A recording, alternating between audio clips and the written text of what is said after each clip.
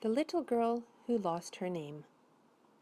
One day a little girl awoke, sat up and rubbed her eyes, looked over at her bedroom door and got a big surprise. Her name, which she had stuck there, shock horror, it was gone. What exactly was she called? Sam or Rose or Yvonne? She looked inside her wardrobe, she peered in all her drawers, she searched underneath her bed, crouched down on all fours. No luck, her name had vanished, it wasn't anywhere. So she put on some clothes, brushed her teeth, and even combed her hair, and set off to find her name, never mind the dangers. For it's true, this little girl was ever so courageous. She crept outside into the dawn and found a winding trail. Would she find her name? Let's see. On with our magic tale. The girl came to a clearing and saw a shiny knight, practicing with his sword and pretending to have a fight. "Hello," the girl said timidly. "Sorry to bother you, but have you seen a name by chance? Mine's, well, I wish I knew." "One would love to help," the knight said, "but afraid that one can't rest. You see, one is off on a frightfully important quest." "Sounds super," said the little girl in awe. "On a quest for what?" The knight looked quite surprised at that and thought and frowned a lot. "No idea," the knight said at last. "Sorry, one hasn't a clue. Something about a dragon or princess? I wish I knew." The knight sat on a nearby rock, looking perfectly cheerful, then noticed the little girl who'd become distinctly tearful. "Oh yes, your name, I quite forgot. You're also on a quest. Here, take this K from my shield. It's my very gallant crest." On and on the little girl walked, here, there, and roundabout, and came across an animal with a tremendous snout. "Hello there," said the little girl. "What animal are you?" "I'm an aardvark," said the beast. "Good morning, how do you do?" "Not good," the little girl said glumly. "You see, I've lost my name." "Oh, goodness," cried the aardvark, "what a dreadful shame." The aardvark rooted busily, nose down among the plants, and said perhaps you'd join me for a tasty plate of ants? "Ants?" the girl said horrified. "No, really, not for me." And she sat, looking so gloomy, the aardvark took pity. "Lost your name," it snuffled gently. "Well now, that won't do. But there's no need to give up and sit there feeling blue." Aardvark starts with 2 A's. I can surely spare you one. I'm sure you'll come across your name before the day is done. Along a road the girl walked and got a dreadful scare. Out sprang a fearsome creature with blue skin and bright pink hair. "Who are you?" the girl asked, once she was over her fright. "I'm an imp," the creature replied. "Oh dear, are you all right?" "Don't believe the things you hear, that we're naughty, rude, and bad. Those fairies, they'll say anything, it makes me hopping mad. Just last week, it's true, I helped an old lady cross the road. I've picked up litter, washed windows, and all those lawns I've mowed."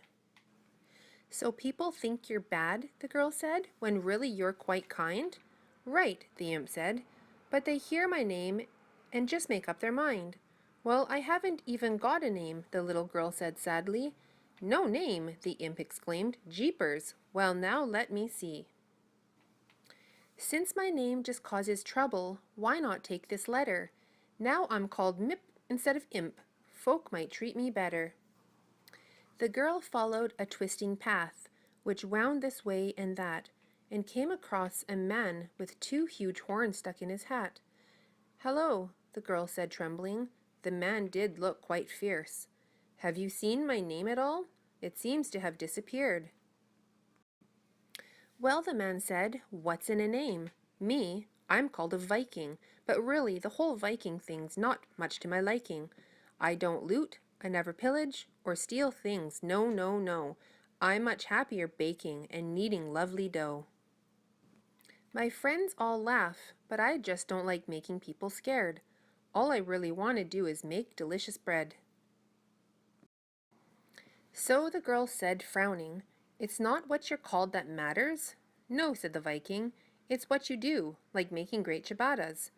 But if you really want a name, here, take this V. Now run, I need to check my baking. Those cakes should just be done.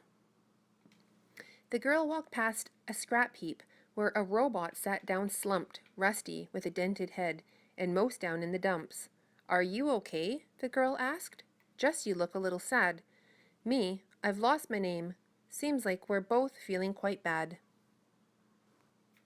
It's my joints, the robot said. You hear that awful squeak? My knees, elbows, even my back, all they do is creak. I might as well be melted down into a roll of foil. No, the girl said. Don't be daft. You only need some oil. Oil, the robot cried. That's it. My brain had seized up too, and fished around in the scrap and found a can or two. A couple of squirts later, it was dancing merrily. Oh, happy days, I'm good as new. Now then, let me see. Whiz, click, rat-a-tat-tat, it hammered out an R. For robot to help with your name, what a smart girl you are. Sitting down against a tree next to a babbling brook, a monster was absorbed in the frightfully clever book. Hello, young miss, it said warmly. What are you doing here?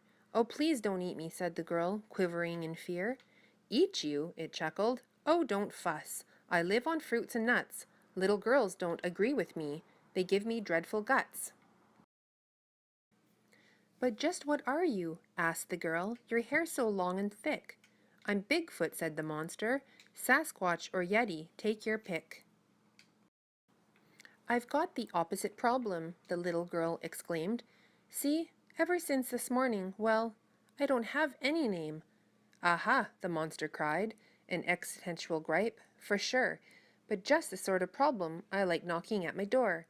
Tearing a page from his book, he said, since I've got names to spare, take this Y for Yeti, and on your travels do take care. The little girl turned around and skipped back the way she'd come, past all the wondrous things she'd seen and all the things she'd done. The letters she had been given, can you guess what they spelled out? That's right, the name she thought she had lost was found again, no doubt. Yippee! The girl cried happily. Hooray! Never say never. Oh, that was the best adventure any girl had ever.